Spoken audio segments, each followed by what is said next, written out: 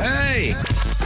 This is JJ and Alex. I made a name for myself. I told you I won't be denied. As you wrap up your day, it's time to get your fix of the teams you live for and the sports you love. This is JJ and Alex, presented by G2G Bars on 97.5, the KSL Sports Zone.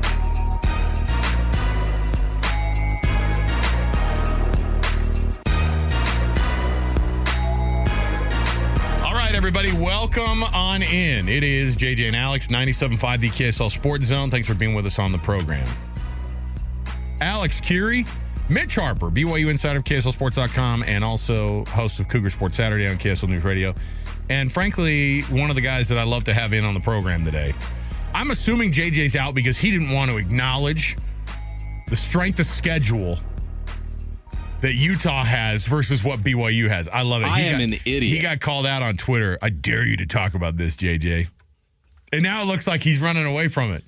And Mitch will talk about it. Why not? I will. We've got all sorts of things we can break down. We do have, later on in the program, a breakdown of the Big 12 media poll, preseason media poll, and kind of where everybody is.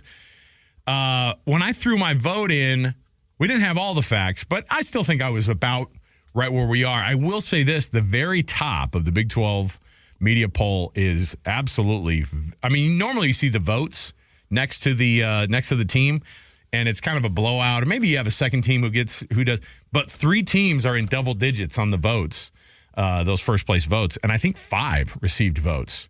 Multiple votes for that first place. You know what that means, Mitch? There's going to be some parity. My favorite word in sports, parity in the Big 12 this year. Massive day in sports here in the state of Utah. I mean, Mitch, we were talking about this before the show. I've never seen a July 2nd that has been this jam-packed with stories, good and bad. What Big happened? 12 falling apart, remember? Big Or Ten, Pac-12. USC, UCLA, but June 30, 2022 is when my life changed. You're right. We had a lot of fallout from that, but that was one singular thing. Yes. We're all over the place now. we got like 5 different sports, and they all have ties to the local scene here. There's so much to unpack today. Yes, tons to get through. Our show, as always, is brought to you by G2G Bars, all natural ingredients and no preservatives make the G2G Bar perfect.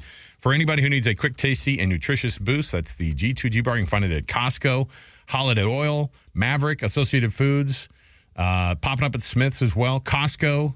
Did I mention Costco? All in the refrigerated section. So there you go. That's what we're going to do at the very top of the show, as we always do. So let's get started with the cut. The very first one, it's not a fun one. It's not a comfortable conversation. But Utah State no longer has Blake Anderson as their head coach. Let's jump in right here. Tons to break down. It's the cut right here on JJ and Alex. Let's get to it. It's time for the biggest story of the day.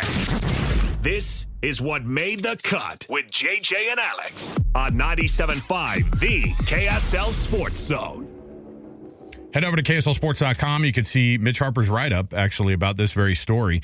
It popped up early this morning. Pete Thamel reporting that Blake Anderson was going to be placed on administrative leave, and that's been changed now as the football program clarified and the athletic department at Utah State clarified that Blake Anderson is now going to be, they have the intent to terminate his employment. So that means that there is a 14-day process before while he responds to this. Mitch, for all intents and purposes, though, we've seen Blake Anderson coach his last day at Utah State, and it's a Title IX, what they say, in non-compliance with university policies that implement Title IX, which require full and timely reporting of disclosures of sexual misconduct, including domestic violence, prohibit employees from investigating disclosures of sexual misconduct themselves.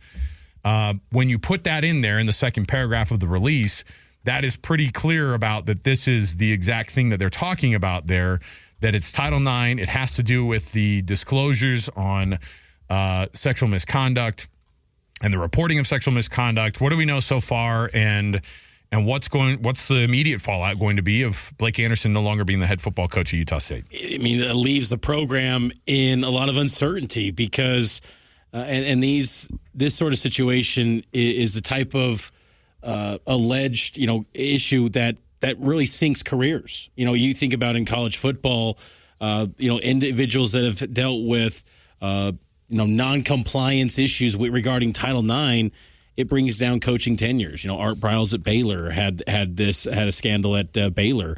Penn State had issues that brought down Joe Paterno and Blake Anderson. I'll be curious to one day hear his side of the story. But in 2021, he was caught on the record saying, a quote about, it's never been more glamorized to be a victim. And then to have this issue pop up as Utah State states in spring 2023, this is before the current athletic director, Diana Sabu, took the office of AD.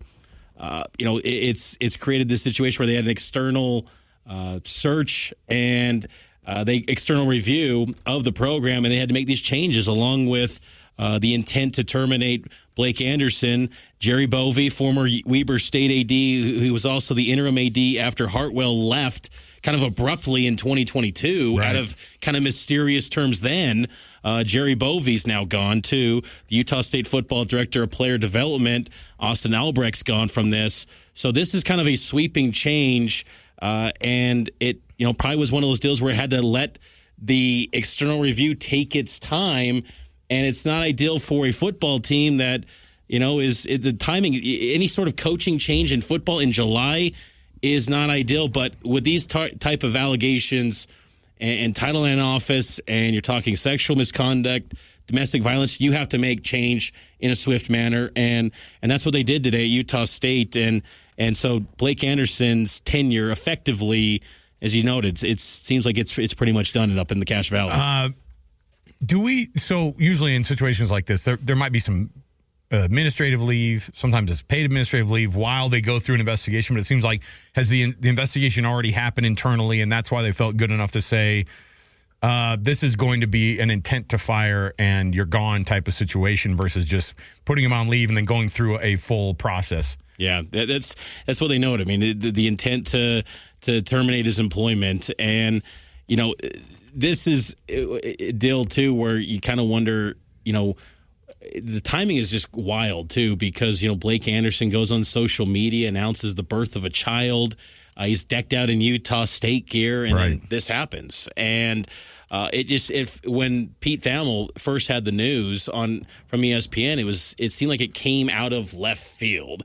But instantly, your thought though is like there were things in 2021 that we noted. It was that 2021 conversation that everybody started thinking about. When you start to bring up Title IX, then you start to think about that. And you think back to that, and that was a moment, honestly. Him being on the record for that, it was a fireable offense then.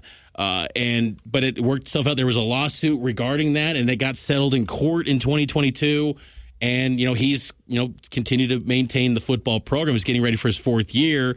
And that first season at Utah State was outstanding. They were Mountain West champs, but the past 2 years, it's been a mixed bag of results, not, 6 to 7 going to bowl games, but still you pair it up with this off the field stuff. It's not the, it hasn't been a great product so the past couple of years in Logan, but that's really as far as when you kind of think of Blake Anderson's side of it right now. I mean, that's all people can point to at the moment. I'm curious again to one day hear what Blake Anderson's side of the story, if he can share it at all. Eventually, I'm sure legally he can't say much right now, but I'd be curious to hear that because it seems like it was a lot of people and maybe a system thing where they're trying to clean up this program to kind of turn the chapter and the page going forward. So, and this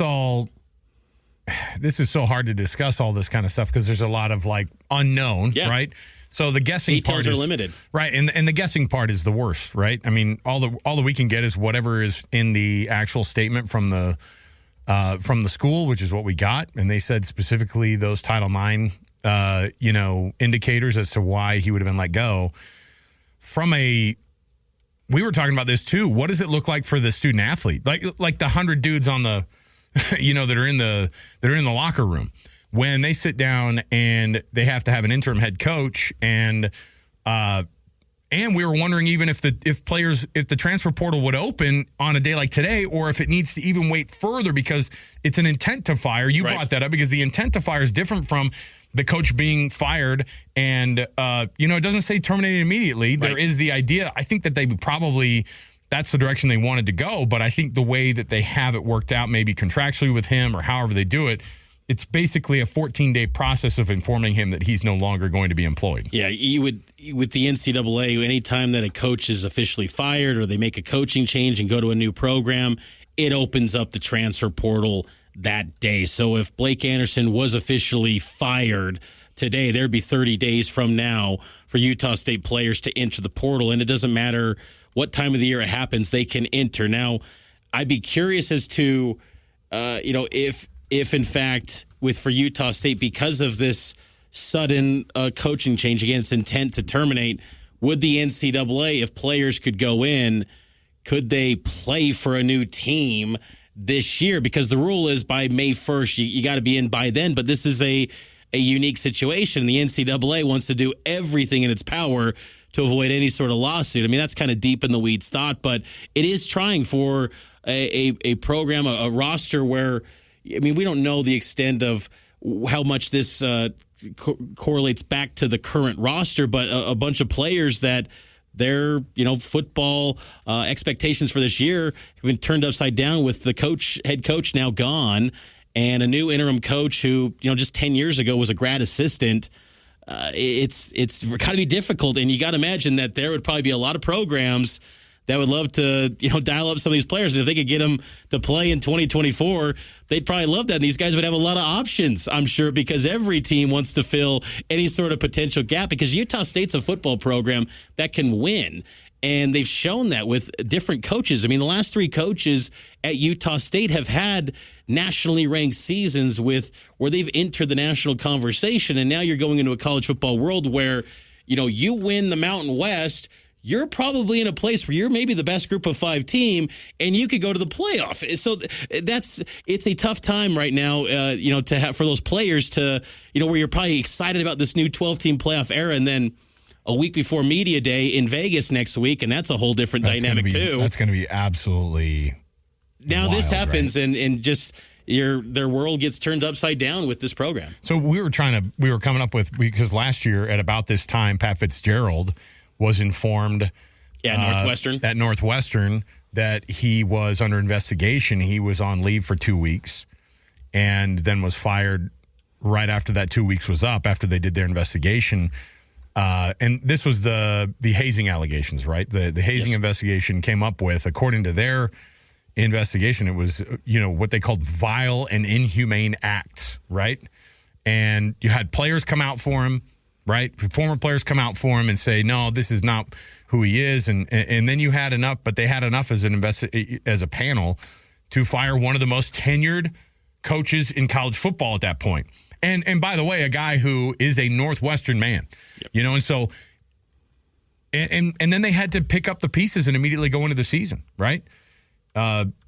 And it was kind of crazy, too, because they ended up making a bowl game. They played Utah. They played Utah in the bowl game. They won the Vegas Bowl. They beat Utah in the Vegas Bowl. But you know what? It's a crazy thing, too, because I think that there is a moment, and I heard Hanson and Tim talking about this, too. There's a rallying moment for a team, I think, when stuff like this happens.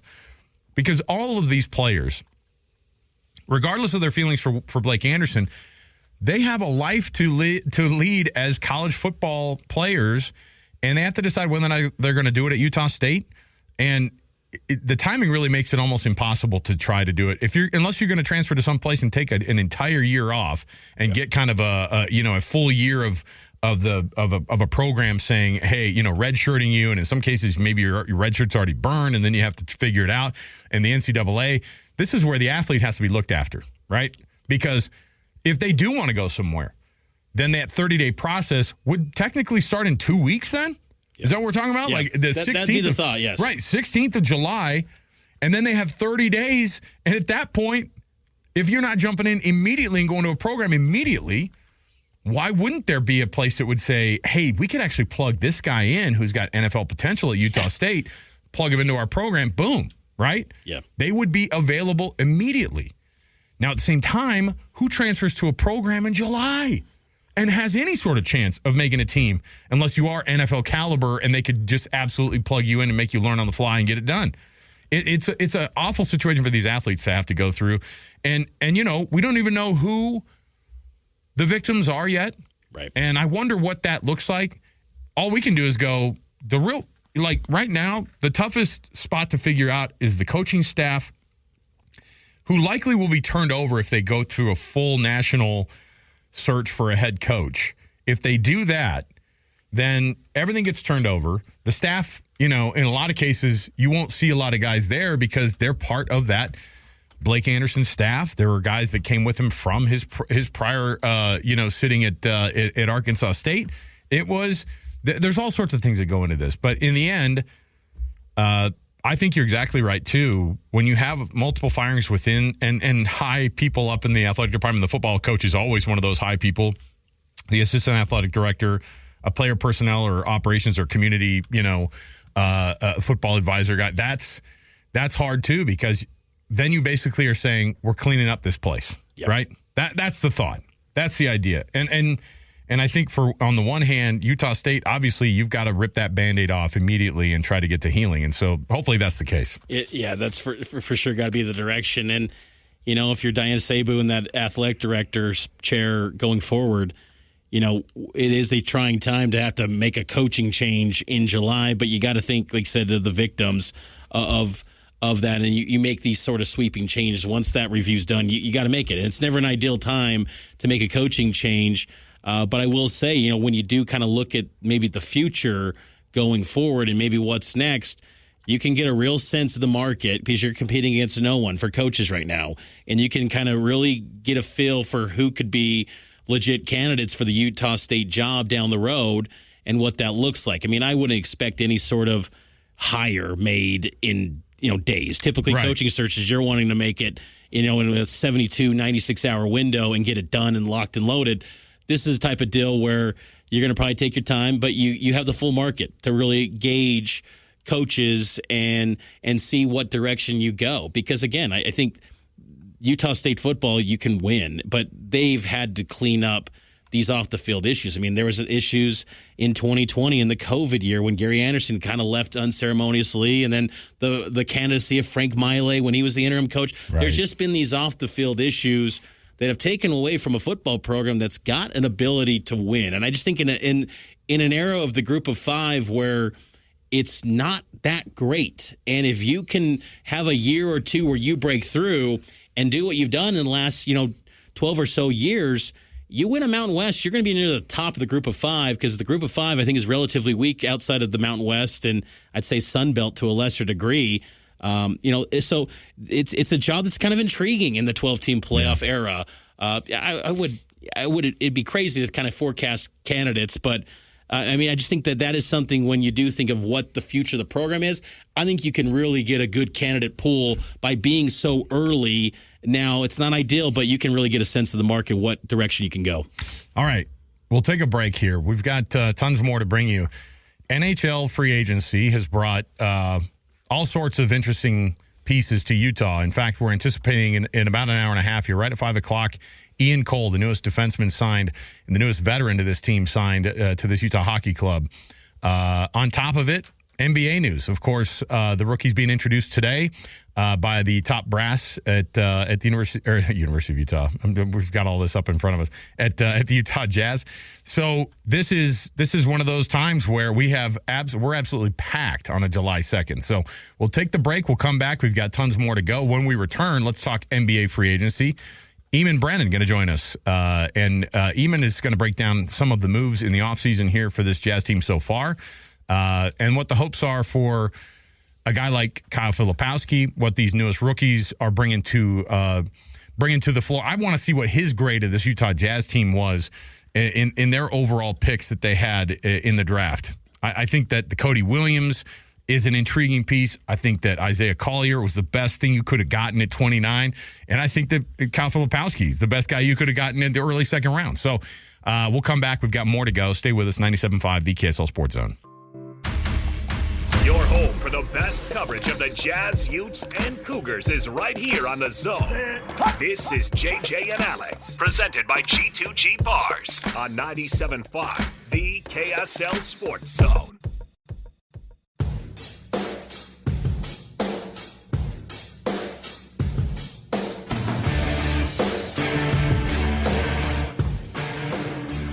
Welcome back, everybody. JJ and Alex, 97.5, the KSL Sports Zone. Alex Curie, Mitch Harper filling in for JJ today, our BYU insider for KSLSports.com. You can read his byline today, breaking down that full Utah State report that they've informed Blake Anderson, the head football coach, of the intent to terminate his contract. He's got 14 days to react now, and then really things are going to get. I mean, that football program's got to turn out. They got to come up with something quick. They got to figure something out quick. The interim head coach has been named, but you wonder what that looks like. Is that a full year thing? You'd have to, right? Sights and sounds of around the 4th of July, Mitch. I mean, we're getting close to the Independence Day. My favorite thing happened driving down the street in my hometown of Kaysville, Utah, my hometown, where we live now, Fruit Heights. The chairs and the tape. Oh, that just happened today? Well, no, it's out. And I'm saying Murray, now. This was like June 22nd. It's not just but see, now it's not just the chairs being out. Now the tents are coming out and people are on their chairs hanging out. This is what we do. Wow, hanging out already? This spot is saved. Seats taken. It's a wild time. Granted, you do want to avoid having that person that shows up, like 6 a.m. on July 4th. Sitting on your spot? Tries to squeeze in. You go, that happened last year to me. I'm thinking, what? Wait a minute. Are you a chair putter-outer? What? Look, I was never a parade guy until I met my wife. Until you have kids, too. And that's the other addition. My wife's family, it is tradition. It's Murray, July 4th. Boom. That's just what they do, and true. I've adopted the tradition because I never had really July 4th traditions other than eating hot dogs. That was the only tradition we had. Your parents we had traditions. Yeah, my mom right now is just devastated. Come on, we had traditions, I'll Mitch. put the chair out right now. All right, joining us on the program as we try to wade through the murky waters of NBA free agency and, frankly, what this Utah Jazz team is going to be doing going forward and what the rest of the offseason looks like. Eammon Brennan joining us. Buzzer by Eammon is where you can find him, EammonBrennan.com. He breaks down all sorts of NBA. Eammon, thanks for joining us again, man. Thanks for being on the program.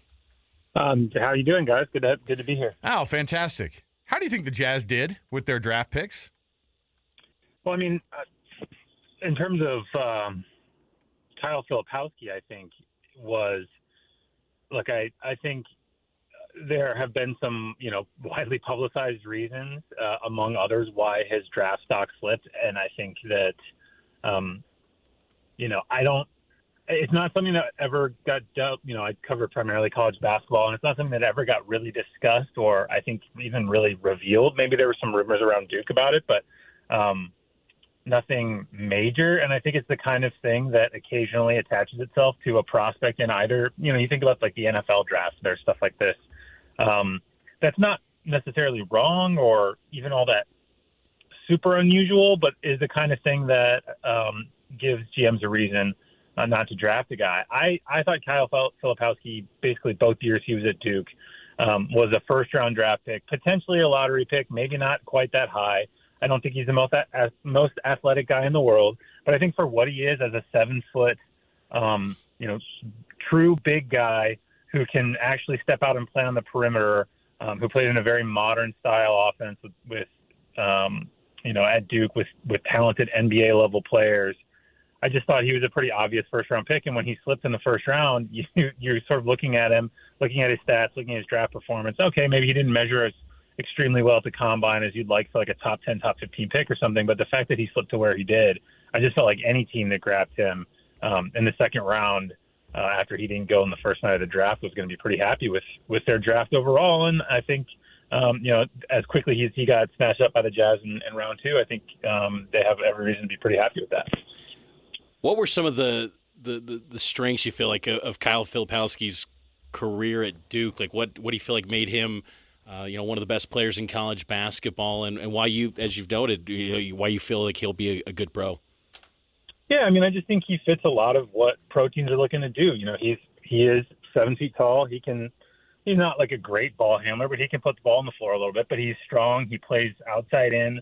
He was up around 35% from three this past year, which was a pretty significant improvement over his first year. When honestly, he wasn't as efficient as a freshman, but Duke's offense was kind of a mess in John Shire's first year. They didn't, they recruited a lot of talented kids, but didn't recruit enough shooting, which you sometimes get when you're taking a lot of five-star guys who are true freshmen. We've seen this with John Calipari's Kentucky teams over the years too. Is if you don't sprinkle in some real shooting, things can get a little stagnant no matter how talented you are. I think that's what happened to him freshman year, and so I still think he was good enough as a freshman to go pro, and I think part of the reason why he wasn't as efficient is the ball honestly went to him in the post a whole lot. Duke didn't have great spacing, but he was a really good interior finisher, stronger than he looks, sort of wiry, strong, not easy to move off the block. I think a lot of people will remember, him playing against big DJ Burns from NC State, a guy who's like 300 plus pounds. Like, yeah, DJ Burns can move him off the block. Not too many other guys did that throughout college basketball. And, he's playing against guys like Armando Bacot, big players, high-level players, and held his own physically. So I don't think it's like he's taking a wispy kind of tall kid who's really just an extended sort of lanky perimeter player. He has some stuff to his game on the interior. And I think the fact that he was able to improve defensively this past season, improve as a rebounder, turnover rate's pretty good. He typically doesn't force things. He can play downhill, but again, like I said, step outside. He's got a lot of stuff to his game that I think translates pretty well. And I think when he plays in an NBA offense, especially, and I do think you see this with talented college kids sometimes, if they're not always in the most spaced out version, the college floor isn't quite as spaced out anyway. Defenses can collapse a little bit more just as a general rule. I think playing on an NBA team with NBA shooters around him as part of a 4 or 5 wherever he's playing, kind of moving around and doing different things, I think he'll excel in having that much space to kind of operate as well. So like I said, I wrote it the night of the draft, I think, or the night after the draft. I just think any NBA team who got him in the second round had a pretty good reason to be happy, because I think a guy's that talented and is that sort of ballyhooed coming out of high school and plays well 2 years in college. There's no real solid reason tangibly for him to drop, other than maybe some of the stuff that kind of came about after draft night with his family and his personal situation. So, it's a good pick, kind of regardless. I think you can plug him in. Doesn't have to play right away. Can do a lot of different stuff. So we were talking about this the night of the draft. We played, I think, his own kind of breakdown of his game. As soon as he was drafted, we listened to what he had said, and he said, hey, and you know what? I would do this too if I was going to get drafted, or I was hoping to be drafted. He was asked about his most similar comp kind of playing-wise, and he said, yeah, I'm kind of like a Lauri Markkanen, Nikola Jokic type of a player. And I was like, that's what I would have said too. Now, here locally, we all kind of looked at it and went, all right, that Kelly Olynyk was asked to do a lot of the things that I think that he could do in his career, which is, and this is something too, NBA, you got to be tough, and Kelly Olynyk has a toughness and a grit to him that is that something that Kyle Filipowski could have or does have, and would they ask him to be that kind of a guy? Because that's what Kelly Olynyk was as a Utah Jazz man, and obviously has been on multiple teams and has already moved on from the Jazz too. Who's the most similar comp, do you think, to Kyle's game? Yeah, I think Markkanen is a very reasonable comp. I think Jokic, maybe not so much. It's like the classic clip of Seth Greenberg on ESPN saying, who did he say? It was that Mo Bamba was like a combination of Kevin Durant and someone else, and people are just like, "What are you talking about?" But yeah, it's draft season is silly, and people throw those kind of comps around a lot. I think Markkanen is actually a pretty good scan, and I think Olynyk is a pretty good scan too. Look, do I think Filipowski is going to become an all-star level player? Probably not. Although maybe Markkanen is not quite too far off these days. But a guy who, you think about the way NBA teams are built. You think about some of the guys that even really good NBA teams have on their roster, and they're not the most overwhelming talents, but they do a couple of things really well. And they're flexible. You have to be able to move and cover ground, get away from the rim a little bit. Think about Zach Edey. The question up until the last really 6 months of his life was can this dude move well enough to play in the NBA? Even though a year ago he was dominating at almost the same level on both ends of the floor for Purdue as he did this past season. It's just that he's improved his foot speed and his movement. He's gotten out away from the rim more and played different kinds of screen coverages, and teams have seen him and are like, yeah, okay, fine. Like if you can play out to 20 feet and move around, we'll take a pick on you on the off chance you can, sort of replicate your dominance on the offensive end in the league.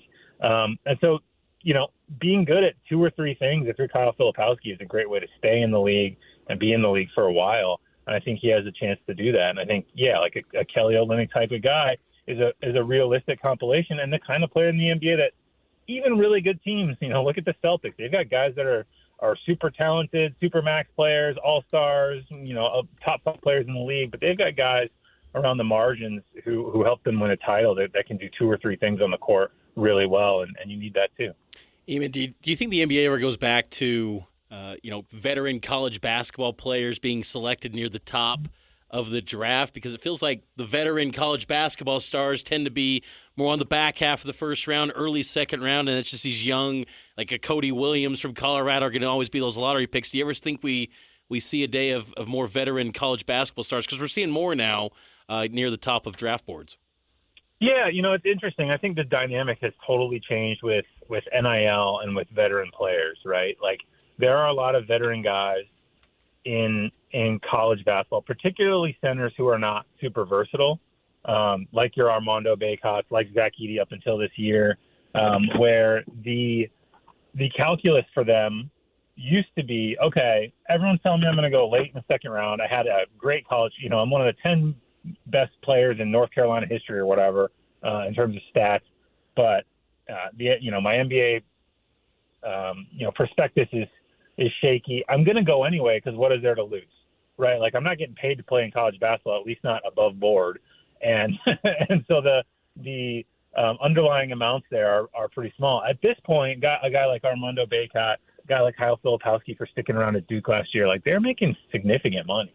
And the guys who are transferring around in college basketball are, if you're at the very, very top end of the sort of the transfer portal desirability, you can command $1 million, $1.5 million to play one season of college basketball.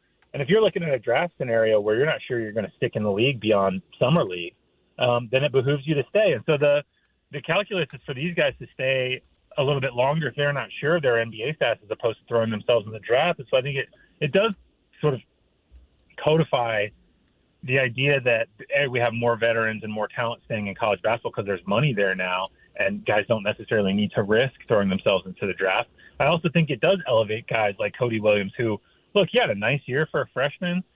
He came off the bench a fair amount. Like he's clearly a good and super uber talented player, but it's a total, like, we're betting on this guy's talent and his natural ability, the things we think he can be in 4 or 5 years, where, you see a guy, I think Zach Edey is kind of going to be an exception to this rule, where he was so dominant and tested so well in workouts and performed so well that it was just like, all right, fine, you're a top 10 pick now. We acknowledge you.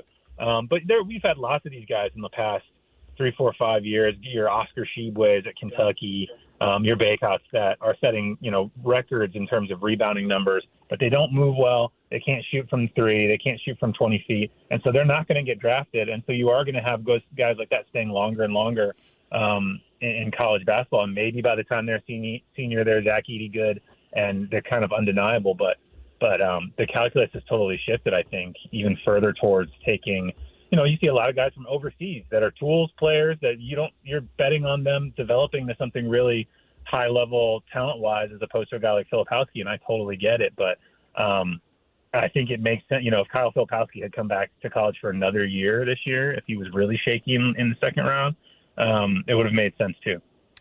Eammon Brennan, you can find him, EammonBrennan.com. He breaks down all sorts of college basketball, including, you can read this write-up about Kyle Filipowski, who the Jazz are getting, and it's a great read. You can find out a little bit more about what this former Duke, was going to be a first-rounder, ended up being a great value pick for this Jazz team in the early second round. Eammon, thanks for joining us, man. We'll talk to you again. All right, take care. There you go, Eammon Brennan. I didn't want to get too much into the personal stories he was talking about. I have no idea what's going on. Yeah. I mean, it's It's the thing. It's the elephant in the room. But yeah, I mean, we don't. I'm not going to ask him to speculate, but I don't know what's going on with his family. What's going on with his online life? There's never been more talk about a girlfriend of a recruit since Russell Wilson's girlfriend had her reaction in the draft room and then ended up getting dumped. Russell Wilson's on the phone. She's going, My favorite is people made her mouth bigger. Like the memes of just her mouth getting bigger and bigger. Every 10 reposts, I will make her mouth bigger. Yes, absolutely. All right, we'll take the break here. The Jazz rookies addressed the media today along with the Jazz top brass, and you can go to KSLSports.com. You can actually give a listen to some of those as well, and we'll bring up as much as we can over the next couple of days. We'll get you up to date as well on these brand new members of the Utah Jazz. By the way, the Jazz Summer League has been revealed. The roster is out officially. We'll talk about that coming up in a little while as well. The NHL schedule release has been announced. This Utah Hockey Club, hey, when it's on paper and you see the games, Mitch, it feels more and more real. So we'll come back. We've got more to go right around the corner. 97.5, the KSL Sports Zone. On 97.5, the KSL Sports Zone.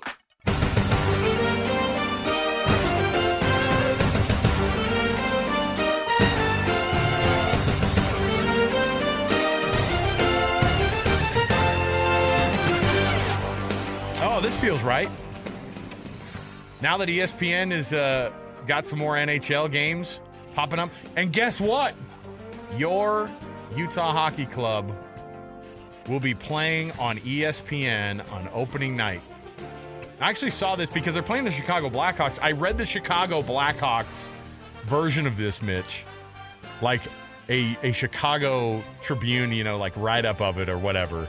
And it was like Blackhawks open the season at the Utah Hockey Club on ESPN. It's an 8 o'clock puck drop. This is our life now. And the write-up they did was like, this it's going to be the eyes on the league are going to be watching this brand new franchise here in Utah. I mean, it's not a new franchise, but watch this new team in Utah. And the Chicago Blackhawks are going to be right there. Connor Bedard is coming to freaking town, bro. A generational talent, and the guy who the next great one. He's supposed to be. So that's going to be where our lives are, right? And this is going to be the middle of football season as well. Obviously, for us here locally, there's a lot that we cover. Mitch, especially you're going to have to take a break for a minute just to get some hockey that evening. But what's crazy about all this too is ESPN is doing this game. And I think there might be a game right, but it might be a doubleheader. It's a tripleheader. And you're going to see the Florida Panthers do the banner reveal in the rings that same night. This is where Utah is going to be plugged in, is the same night as the Florida Panthers getting their banner and their rings. And Ryan Smith and Ashley Smith and the whole SEG group and this Utah Hockey Club are going to be debuting on ESPN. Yeah, I can't imagine a better situation for this club. Pretty awesome. I mean, you go early afternoon, you go Seattle Kraken versus St. Louis Blues, and the Florida Panthers, as you noted, defending champs against the Bruins, and then the Utah Hockey Club against the Blackhawks. And it's a division matchup. You got to know the divisions, and you get a historical franchise coming in game one, division foe two. I mean, I think that's what's cool about that matchup as well, is that it actually matters in the division, and it just will be pretty epic. And to see some of the great talent the Blackhawks have, having Connor Bedard, I mean, that's, it's interesting. My in-laws, I have a brother-in-law. He loves hockey. He played hockey growing up, and for the last few years, he's been showing me Connor Bedard highlights because he loves hockey. He's like, "This is the big thing. Like, you guys need to write about this more at KSL Sports." I'm like, "Look, we have no need for hockey currently." Like, Parker, I'm sorry. Like, I can't get to Connor Bedard. Now I'm going to, because it's now coming to Salt Lake. It's going to be awesome. So, pretty cool. It's going to be a huge opening night. I can only imagine the spectacle that's going to be. You're already seeing on the secondary market, tickets are over $200 for some of the cheapest tickets. Really? The upper bowl is going to be $200? Tickets as low as $217 right now in the secondary market. Oh, boy. So it's going to be a hot ticket. I'll text my kid. I'll call my kids later when the season gets closer and go, Looks like tickets are $400. Sorry, man. I want you to go to college. What's crazy is that the hype around this is, I don't know if we've had a hype like this. You know, I start to think about it too. In terms of things right now in our market that we are the most excited about, hockey is beyond number one in terms of what we're excited about. And then I think like a pretty far distant second might be that Utah and BYU, the rivalry game is back and they're in the same conference. And that is an insane thought to know that that's the thing that's kind of taking a back seat. Am I wrong? Is that kind of where people the attitude of it and like the ranking of kind of the hierarchy of your sports love right now going on in the market? Well, because you have an entire market that's just ready to be consumed by this team, and I think there's no preconceived thoughts or heartbreak. I mean, yes, there's been hockey fans here in this market. That's been well documented. The Grizzlies have had a lot of support over the years, but this is a market that's ready to just lean in and support this franchise, and they're going in with an open mind, and they want to experience the highest level of sport in Salt Lake and have another great entertainment option and really support this franchise. And when you see the moves that they made at the draft weekend, that they're legitimately looking to make a splash in year one. They're not just content and just continuing to pace themselves in this rebuild from 3 or 4 years ago. The Coyotes were the worst roster ever assembled, and now they're looking to take a massive leap to where they're in the playoffs and they're chasing the Stanley Cup. And I think I just think that's what makes it so exciting, is that there's just no, I think everyone's just so excited for the newness of this, and to have one of the pro franchise from the NHL coming to Salt Lake, and the brands. I mean, hockey brands are awesome. Like the jerseys, the iconic looks of these teams coming into Salt Lake. I just think it's going to be a lot of fun. And I just, everyone that I've talked to that has gone to NHL games, they just say it's an amazing experience. I've never heard anyone say they had a bad time watching an NHL game, because the excitement is just off the charts, and the build up to get those goals. It's just, I can't wait to experience it. It's going to be a lot of fun. All right. What's crazy about all this is, as you watch this kind of get rolled out and you see all the games that are on, because it's like they play Chicago and then I think they go straight to New York, right, to play either the Rangers or the Islanders. The Islanders on the road, and then the Rangers 2 days after that. See, it's interesting to see because it seems like they make these guys turn around and play game. Like, you remember, think about the NBA. They're all, it's the second night of a back-to-back. It's like these guys are beating the crap out of each other, and then they're all, anyway, see you tomorrow night in New York. You're going to have 5 games in. Opening night's October 8th. Your 5th game for the Utah Hockey Club will be against the Anaheim Ducks, who brought back kind of a Back to the Future look with that old movie logo, right. The Mighty Duck logo. That's game number 5. That's October 16th. So that's a 4-game road swing after the opener against the Blackhawks, where you go Islanders, Rangers, New Jersey, and then cross-country to Anaheim. So, yeah, it's the physicality of these games. You get a lot of games in short order. It's a Tuesday night, first game of the season. And, I mean, like, here's how the schedules kind of look. There's a lot of 7 and 5 and 6 o'clock, games. But you know what there is on a Monday, October 14th? You know what there is? An 11 a.m. game against the Devils. Yeah, oh yeah. Love that. It's going to be amazing. So you'll get that periodically, and you'll see some of these earlier games, and it's just tons of fun, man, watching all this. But yeah, Chicago Blackhawks. Here's the Utah Hockey Club. Chicago Blackhawks. Then they go to the Islanders, to the Rangers, to the Devils, to the Anaheim Ducks. And then they host Boston, and then they host Ottawa, and they host Colorado. By the way, that Colorado game, circle that one for an intense. That's going to be your backyard brawl now, right? Who's their rival? Who's Colorado's main rival? Nobody knows. Make it Utah. It feels like Salt Lake Denver's just kind of a forced rivalry. Yeah, I hate them. We have to just not like Denver, so that's just what it is. Part of the deal. All right. It's the Red Wings? Yeah, right. Okay? Yeah, right. And let the Red Wings have one of the other, original 6 that they can fight with, okay? All right, we'll take a break. We'll come back. We've got more to go. In about an hour, we are going to be able to speak with Ian Cole, the newest addition to this blue line for the Utah Hockey Club. Signed a 1-year deal yesterday. Another added veteran piece to this roster will come back. We've got more to go. When we do return, though, let's talk with Kyle Irving from Sporting News about this NBA free agency and all the moves that were made. A rumor that keeps popping up even more, and the energy around it and the fury around it is getting to be a lot. And the name that it involves is Lauri Markkanen, and whether or not that's going to be something that this Jazz team is going to change with the look of the possibility of their star player going out of town. Well, there certainly are a lot of teams who are interested. We'll talk about that next. Stay with us, 97.5, the KSL Sports Zone.